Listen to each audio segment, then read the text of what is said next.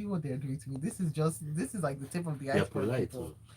There's nothing to Ikemesit be worried about. Effiong. They know you by your voice and by the prodding Yeah, I and know. instigation. Is this like what 2 weeks in a row now? This is I need a plaque, right?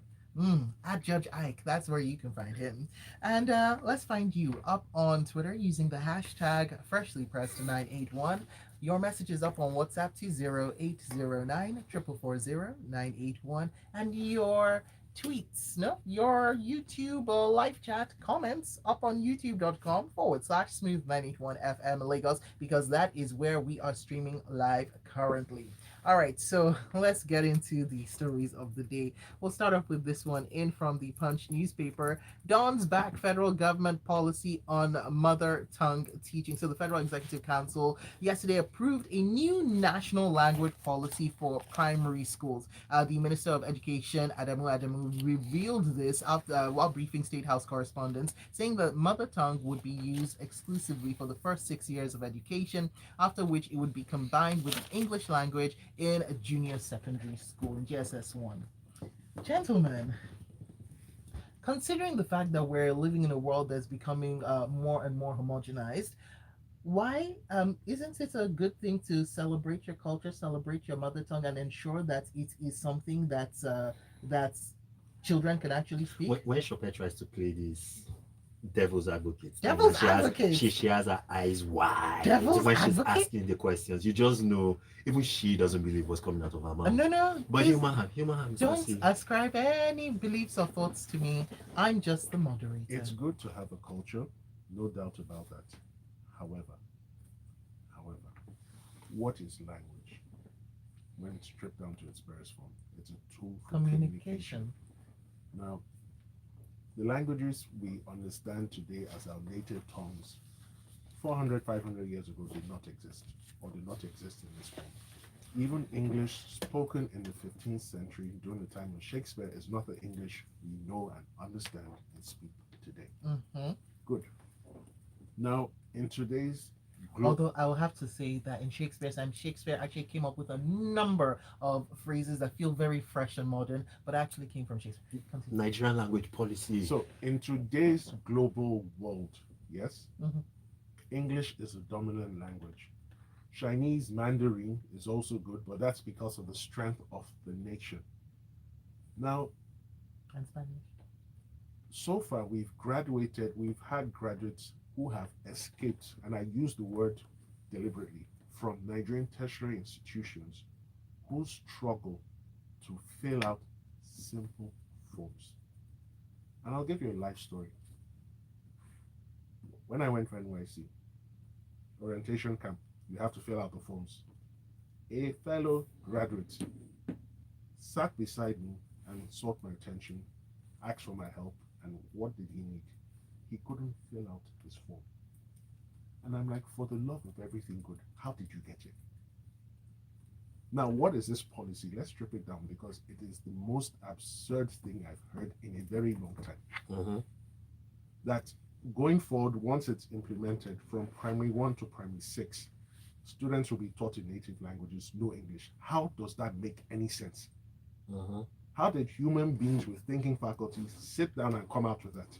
Mm-hmm. That in year 7, to make it more absurd, they switch back to English. Mm-hmm. So question. Joint. Question. If you teach them for the first 6 years in native languages, by the way, we have 188. Oh, that means they'll also teach English in your native language. No. Because English is a subject, right? Yeah. Mm-hmm. How do you conduct the exam from primary schools into secondary schools if you spend the last 6 years teaching them in whatever native language? Wouldn't they also be taught English? In what language? But they'll still be taught English as a second language. In what No. No, they won't. Yeah, but you administer the examination in the language of instruction. So, right? You see how absurd it is. You're going to teach English in a native language. You're going to teach maths in a native language. Please come.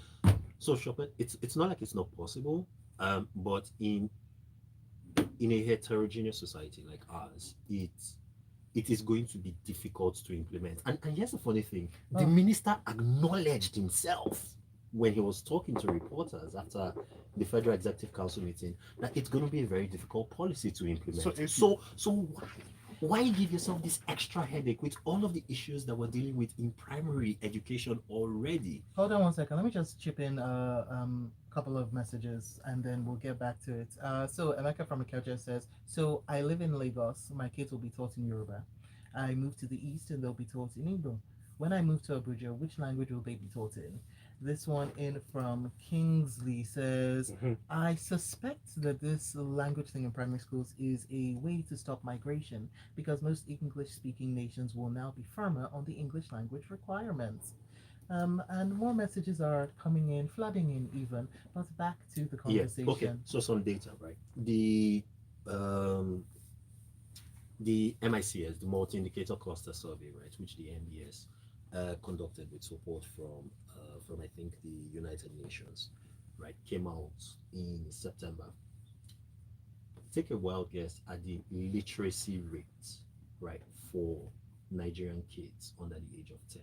And the literacy rate, the literacy and numeracy rate is not it's not defined as literacy and numeracy in English. It's defined as literacy and numeracy in any language. Right. It's 24% Oh, right now, oh. right? This is the national average, which means that there are parts of the country that are significantly below the national average. What this policy doesn't take cognizance of is the fact that for first, almost every Nigerian that speaks English as a second language. We're classified as L2 speakers, right? Which simply means that English is not the language we pick up at home. It's not our first language. Every Nigerian has a first language that isn't English, and we pick that for the most part at home. Now, lots of people, and I know it's fashionable to talk about this on radio and television about how kids these days are no longer learning their languages and how parents are at fault and all of that. That's a different conversation to be had. The fact of the matter remains that the vast majority of Nigerians are either bilingual or multilingual, right? And you are often the chances are that you will pick up your mother tongue at home.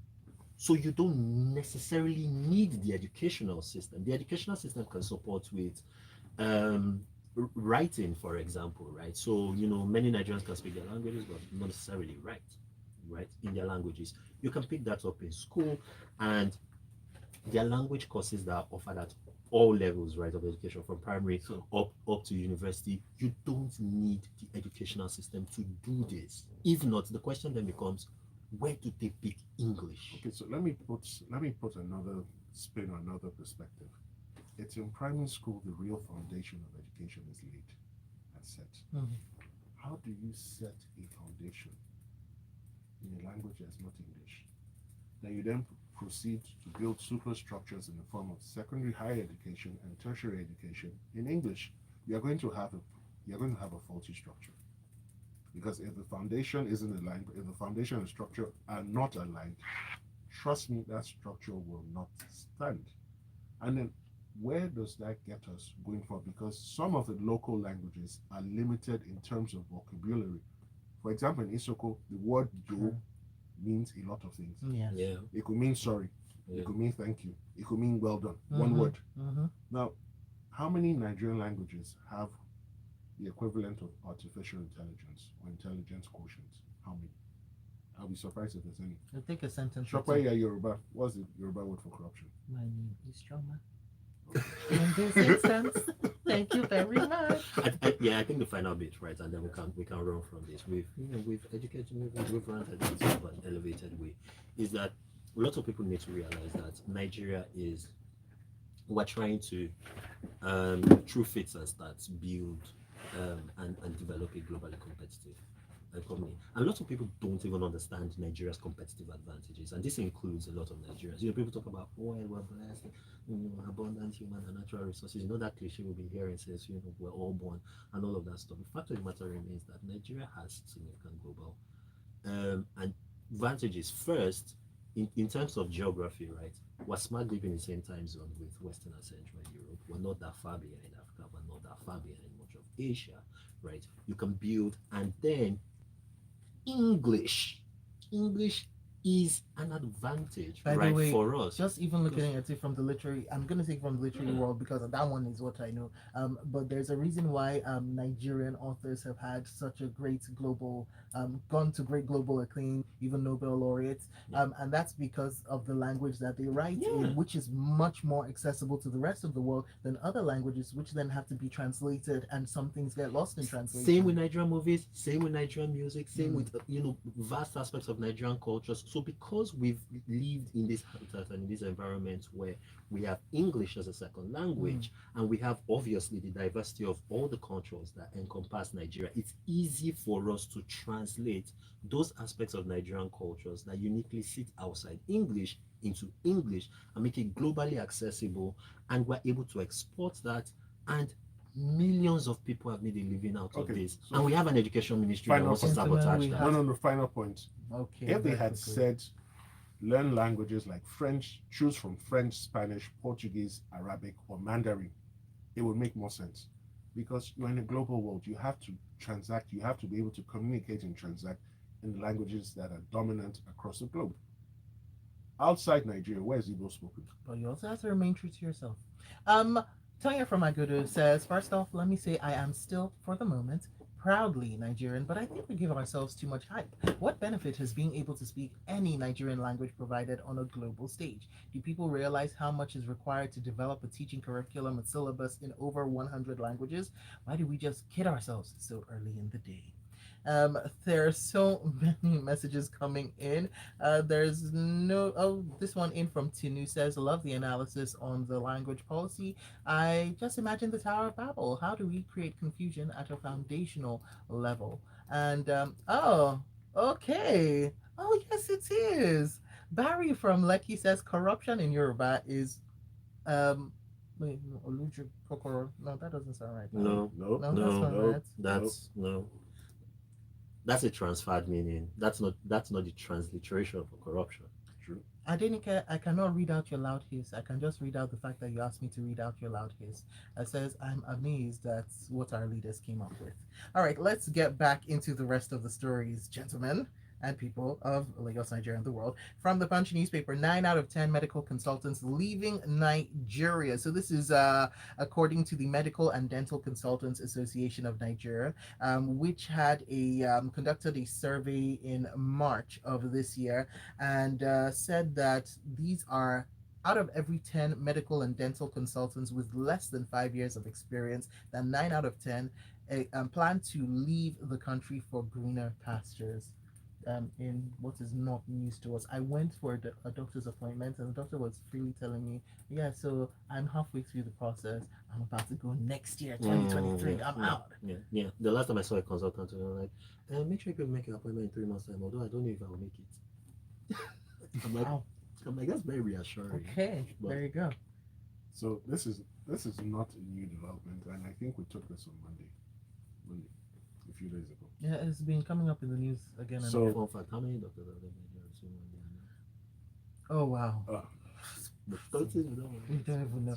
But so and by the way, the NMA reported that only 24,000 doctors are currently registered to practice in Nigeria. Let's put that out there as well. 600, about 600 consultants left Nigeria within the last 2 years officially. Those are the official figures. Mm. So it's very possible that there are others who have left that are not captured in that figure. We then hear that 9 out of 10 of the consultants with less than 5 years experience also want to check out. That's a 90% figure. So you now have one of the most absurd situations you can find in any country. The most experienced guys are leaving, right? The ones who should then fill in the gap are also leaving. Mm-hmm. What then do you expect to happen? Now, we must explain who are consultants. These are highly trained doctors who specialize in a particular field of medicine, and they're very trained clinicians. And in addition, they're the ones who provide critical medical teaching to young medical undergraduates in the teaching hospitals. They're the ones who take them on ward rounds, supervise them. So in addition to the theoretical parts of the courses Share they're the taking, wealth of experience. they also partake in the practical side. Mhm. Now, if you have a situation where you're bleeding at both ends of the spectrum, it's only a matter of time before the consultant in the middle, not the very experienced ones, not the newbies, will also decide, hey, it's time to check out. Because for as long as they have the option and the motivation to leave this country, they will. Now, why are they leaving?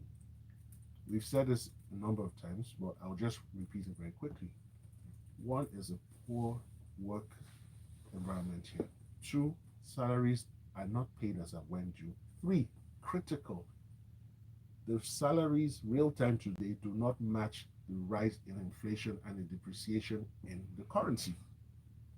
On Monday, we took a story where some doctors were saying that salaries that were negotiated in 2005 have not been renegotiated. 2009, yeah. No, 2005. Was that not the president? 2009. That was the president. Was it the enemy president? No, the Residents National Association. NARD. Oh yeah, National Association of Resident Doctors. Yes, So, NARD. Yeah. He was saying that salary he collected as a house officer 14 years ago Yes, okay. is bigger than what he's earning as a senior registrar today. Now, our leaders and the people in authority must remember one thing. It is the aspiration of every individual to provide a better life for his family. And that better life includes giving them the best options with regards to education, with regards to housing, with regards to the future. And if the individual cannot truly see those opportunities here, then excuse me, they're going to go. And then you see the lip service our government pays to the health sector when each budget is announced. The allocations to the health sector are less than 10%. For how long is this going to continue? A long time. All right, so Sir Ken up on WhatsApp says, by the time most of the consultants leave, we would upgrade the basic doctors to consultants. That's how we do. We would then downgrade requirements to become consultants. All right, moving on now. This next one in from the Vanguard. Federal government targets 8 billion naira from concessioning 17 silos. And we heard from the Minister of Agriculture and Rural Development, represented by the Director of Food and Strategic Reserves in the ministry, saying that post-harvest losses in the country are well over 30%. Yeah, and one of the things that we've always said about our food security. Sorry, one sec. One Is this the third. Minister of Agriculture? Why does he flip-flop every 2 days? On Monday, he said there was no food problem. Mrs. C, what? And the 70% that we have now is feeding us comfortably. Okay, please continue. Yeah, that's the implied Okay. commentary from that ministry. So I've maintained for a while that a big part of our food security challenge is the dearth of storage infrastructure. Yes. Right? I think it's just right. That's one set of issue that we have. For example, with fuel, on average, we typically have enough. We typically have fuel storage capacity for just 4 days for the entire country. Right? National fuel storage capacity. For food, is worse, right? And the thing with understanding storage facilities is it's not just about having space and then you can put anything. You need tailor-made and retrofitted storage facilities depending on the type of commodity, right? Yeah, you want to store. So basically, what the Ministry of Agriculture is saying with this is, with the concessioning and the private sector running this, market incentives will come into play. People would, in theory, be incentivized to expand on these facilities, and hopefully that will begin to make a dent in our food storage problem. Feels optimistic for me, right? Because if they are going to run this as a business, then a lot of these organizations will run into the classic concerns that all Nigerian businesses of all stars and stripes, right, run into, and not much has been said. And this is where the issue of interministerial and interagency cooperation comes into play. So oftentimes it seems as though, and this is where sometimes the media doesn't exactly help, and it can do a better job in helping. Okay. Oftentimes people, and forgive the pun because I know we're talking about silos here, but people silify issues. You saw that coming. Yeah. So I mean, Yeah, so we put these issues into neat buckets, right? And so we're like, okay, we have a food storage problem. Okay, it's the Ministry of Agriculture's problem, right? But what if operators in the space are dealing with, foreign currency issues, they're dealing with currency risk, they're dealing with infrastructural problems, and Right. other support infrastructure. Hmm. So this is where you would think that all of the other ministries that go into ensuring that a functioning storage facility works would come into play, and is not exactly clear from this story, from the minister's comments, both the one that Mr. C referred to and this, are thinking at that But Ikemesit, wavelength. I mean, considering the history of the news that we've taken here on Firstly Press, does it strike you as something that is out of the ordinary for us to have the left hand not knowing what the right hand is doing? I mean, unfortunately, no. But what I'm saying is that if they're part of the same body, the left They'll hand be and the right hand affected. had better know, right? Yeah, what I was going to chip results in are. something. Let's all go talking about cooperation at the federal level. You want to build silos, you want to sell them out, you want to encourage private sector participation, right? But the silos will be located in states, and under the current legal arrangement, you talk to the states. Are the states on board with this arrangement? What killed Ruga, which was the initiative of the vice president? Some states said we're not having that. Or queuing the issue that Right. Dangote had in Kogi Yep. State. It was a state level Yeah. challenge that the federal So government had to it's- Thank interfere you for in. putting that in, Mr. C. Yeah. So it's okay to think at the federal level, dream very big dreams. You see, for me, that story is just full of hot air. There's no substance. Trust me. Because when reality bites, it bites from the states, right? Okay, let's look at this one because we finally heard from the federal government, from the Punch newspaper. Fuel scarcity, no planned price hike, says FG. No, I'm sorry. Don't say you heard from them. You because haven't, though. They didn't say anything. They didn't say anything. They didn't say They anything. said there was no, but at least they said something. No. Yeah, I mean, what does that do for the people? What does that do for the people Nothing. who are listening to this from Ethiopia? Nothing. Precisely. Mm. So they've not spoken. Okay, go ahead. So the analysis is they've not spoken. They've not spoken. So when you don't say anything, we've been dealing with this for about 2 weeks now. In October. Wow, has it been that short? It feels Yeah, so much it feels longer. longer, Mr. C. Maybe your own started 2 weeks ago.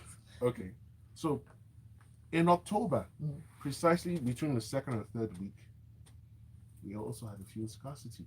So there's a long-term problem here that no one is talking about.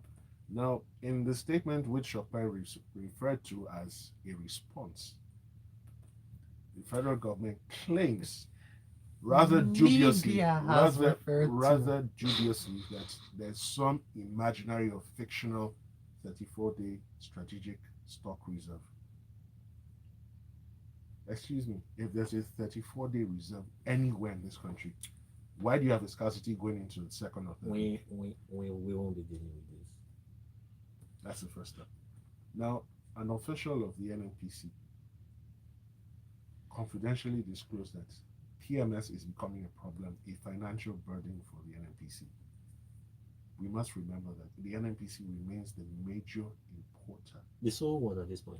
No, I mean, I feel at the margins. Yeah. But they are the major importer of PMS. Now, if the NNPC, with its access to Forex, which the others do not have, is finding it burdensome, what does that tell us? Yeah, and marketers have said that right now the ex depot price, so the price that they get right when they go to It's about offtake, 212. Yeah. 212. So I think the key learning right from the story is at the end of this, the prices will move.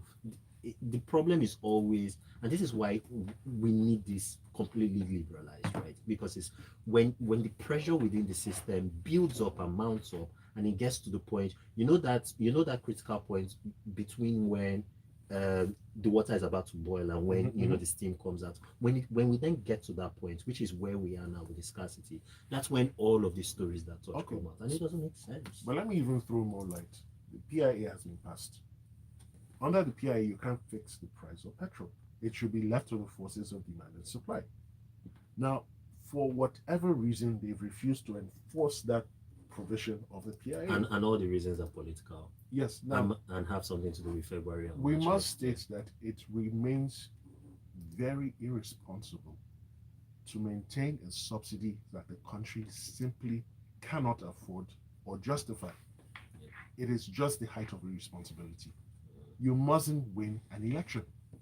Listen, at this point, let's focus on the non-oil part of things. From the Guardian newspaper, non-oil export proceeds up by $1.79 billion as CBN pays 81 billion naira in rebates. That's to Nigerian exporters, with the CBN Governor Godwin Emefiele saying one of the goals of the RT 200 program is to help quicken the process of industrialization and encourage exporters to earn more from their export business as we look for 200 billion. All right, Kevin, so let me hear from you. Yeah, so this program is basically supposed to encourage exporters, right? To incentivize exporters to export more. So, for every dollar of exports they're able to make, the CBN pays them 65 naira.